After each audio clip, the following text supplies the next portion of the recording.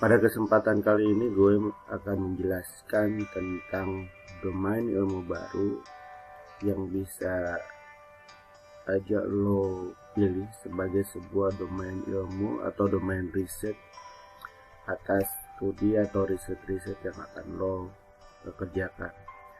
Domain baru atau domain research baru itu adalah decision support model.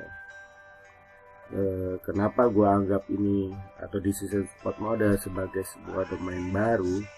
Karena menurut gue DSM, decision support model ini adalah muara aliran sungai domain ilmu pengetahuan yang lain, baik itu computer science, statistik, matematik, atau manajemen, bahkan komunikasi. Jadi gue memberanikan diri atau bahkan percaya diri untuk menyampaikan bahwa decision support model adalah sebuah domain ilmu pengetahuan baru dan juga bisa dianggap sebagai domain penelitian baru. Ini latar belakang pendidikan gue yang pernah gue lewati. Gue sudah kurang lebih 5 atau 7 tahun ke belakang bermain di computer modeling, spesifiknya di domain atau di decision support model, dan juga beberapa aspek environment gue coba adopt di dalam riset-riset gue, karena memang background gue di environmental informatics, spesifiknya di salah satu universitas di Jerman. Mengapa keputusan atau decision? Keputusan adalah sebuah keniscayaan. Selama manusia diberikan akal sebagai pembeda dengan makhluk yang lainnya, selama itu pun manusia akan dihadapkan dengan keputusan baik itu yang bersifat strategikal ataupun operasional. Bahkan ketika kita bangun, kita sudah tahu bahwa kita akan pergi ke kampus misalnya untuk mengajar, untuk kuliah. Tetapi karena kita berpikir, kita kadang berpikir kuliah pergi menggunakan apa ya, pergi jam berapa ya, atau dan lain sebagainya. Banyak sekali perharinya, setiap waktunya kita dihadapkan dengan keputusan yang harus kita ambil, bahkan untuk keadaan atau kegiatan-kegiatan yang bersifat rutin. Keputusan itu tetap harus lo dan gue ambil. Makanya gue katakan tadi bahwa decision atau keputusan adalah sebuah keniscayaan. Spesifiknya di decision modeling atau pembuatan model penunjang keputusan atau decision support model, sebetulnya ada 6 langkah sederhana yang lo bisa combine, yang lo bisa manipulasi sendiri dan melakukan improve di beberapa bagian. Silakan. Semua studi di decision support model biasanya diawali dari practical case. Jadi kasus-kasus yang memang real terjadi di dunia, di kehidupan kita. Disinilah kita harus memperdalam atau mempelajari benar, sehingga pemahaman terhadap kasus yang kita pilih sebagai objek penelitian itu menjadi pemahaman yang menyeluruh, sistemik, dan juga komprehensif. Berikutnya adalah kita harus bisa menentukan decision dan decision parameters. Decision dan parameters-parametersnya. Decision apa yang harus kita uji, yang akan kita pilih dan kita uji, dan parameter-parameter apa yang terlibat di dalamnya, yang harus dikonsider di dalamnya untuk menguji keputusan-keputusan yang akan kita pilih tersebut. Biasanya selain berkomunikasi dengan ekspert, melakukan interview karena berhubungan dengan case tadi. Gua pun melakukan studi literature untuk menentukan parameter-parameter yang akan kita pilih di dalam pemodelan nanti. Berikutnya kita masuk ke data collecting dan data constructing.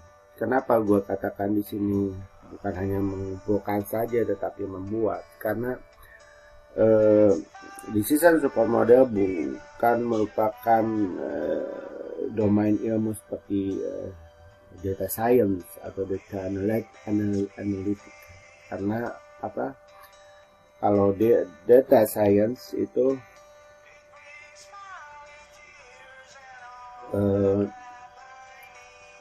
hasil analisisnya diharapkan berdasarkan atau basicnya adalah data. Sedangkan computer modeling tidak. Computer modeling murni itu beranjak dari bagaimana kita memodelkan sesuatu, mereplika sesuatu sehingga sesuatu yang kita modelkan itu dalam kondisi yang ideal. Biasanya permasalahan klasiknya bahwa kita tidak punya data. Dari beberapa mahasiswa gua pernah mengeluh, Pak, kalau parameter ini datanya kita nggak punya. Oke, kalau gitu kita construct. Kita gunakan dummy, kita generate data-data dummy untuk mensupply kebutuhan model. Jadi fokusnya bukan di data gitu. Fokusnya bukan di nilai-nilai data yang kita kadang tidak punya, tetapi memang data-data apa yang harus disiapkan untuk membuat sebuah pemodelan yang ideal. Bahkan kita bisa mempropose atau mensuggest pada si case owner bahwa jika ingin menghasilkan keputusan yang seperti ini, yang baik seperti ini, Anda harus punya data-data seperti ini. Jadi itu merupakan salah satu suggestion yang baik hasil dari studi yang kita lakukan nanti. Berikutnya kita masuk ke pemodelan. Jadi kita melakukan pemodelan berbasis multi method, jadi multi method modeling. Jadi pemodelan dengan menggunakan metode-metode yang lebih dari satu. Pengalaman gua membuat decision support model itu biasanya menggunakan lebih dari satu pemodelan. Lo bisa gunakan pemodelan yang biasa lo pakai di optimization. Lo juga bisa gunakan pemodelan yang lo pakai di statistik untuk forecasting dan lain sebagainya, atau di artificial intelligence, deep learning, machine learning atau lain sebagainya, di data mining atau text mining. Lo bisa pakai sesuai dengan kebutuhan pengembangan model yang kita sedang kembangkan berdasarkan case yang sedang kita hadapi. Model akan memberikan rekomendasi dalam berupa decision atau keputusan. Pertanyaan bagus dari beberapa teman dan juga mahasiswa, bagaimana Pak keputusan itu dievaluasi?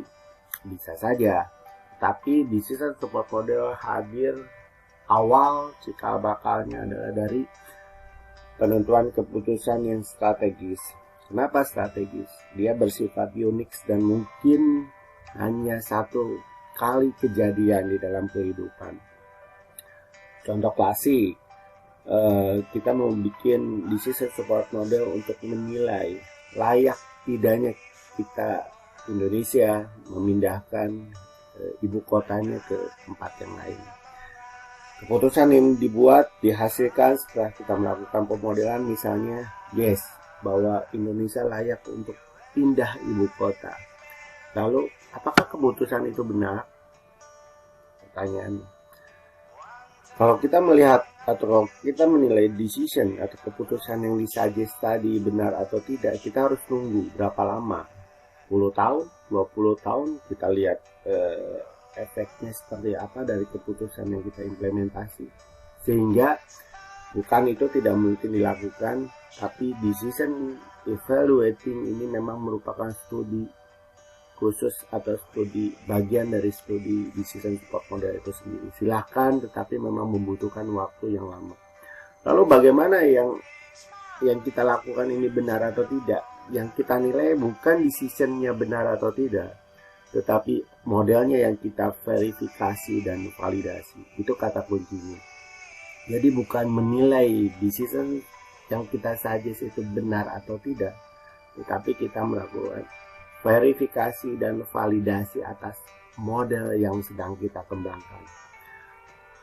Stages ini bisa beriterasi seperti yang gua pernah mention sebelumnya, bahwa computer modeling atau pemodelan semuanya salah karena dia merupakan replika dari sesuatu. Yang namanya replika itu tidak sama dan bisa dikatakan saja itu sebagai sesuatu yang salah. Belum lagi kebutuhan model atas parameter, kebutuhan yang kita harus supply terhadap parameter, nilai-nilai parameter itu pun banyak kelirunya, sehingga gua katakan bahwa semua model komputer itu salah, sehingga pada suatu saat model itu harus diperbaiki, dilakukan improvement, dan peneliti berikutlah yang melakukan improvement terhadap pemodelan atau model-model yang sedang kita kembangkan, atau kita lakukan improvement riset berikutnya. Ini beberapa riset topik yang gua tawarkan, yang sudah gua lakukan dan sedang gua lakukan dan yang akan gua lakukan. Mungkin lo tertarik dengan decision for moving the capital of Indonesia yang tadi gua mention, menarik untuk kita kaji. Sosial media decision support model berbasis sosial media, gua udah ada basic modelnya untuk kasus corruption case dan waste management case. Lalu ini pun menarik, lockdown decision for pandemic coronavirus case. Bisa kita kaji keputusan lockdown atau tidak dan seberapa efektif itu. Subsidi decision human performance model ini juga menarik, bagaimana kita membuat pemodelan untuk menilai performance dari orang. Ini bisa dipakai untuk menentukan leader, menentukan manager, atau meng-hire staff untuk kebutuhan tenaga kerja yang spesifik dan lain sebagainya. Gue pikir itu bisa kita lakukan, dan masih banyak lagi topik yang bisa kita kerjakan bersama. Ini kontak number yang bisa lo hubungi, bisa dihubungi di email ini, di WhatsApp ini, dan ini alamat ResearchGate dan ORCID.org-nya. Lo bisa cek juga, lo bisa follow IG gue di Calon Profesor dan subscribe YouTube gue di Calon Profesor. Demikian presentasi gue kali ini. Thank you very much.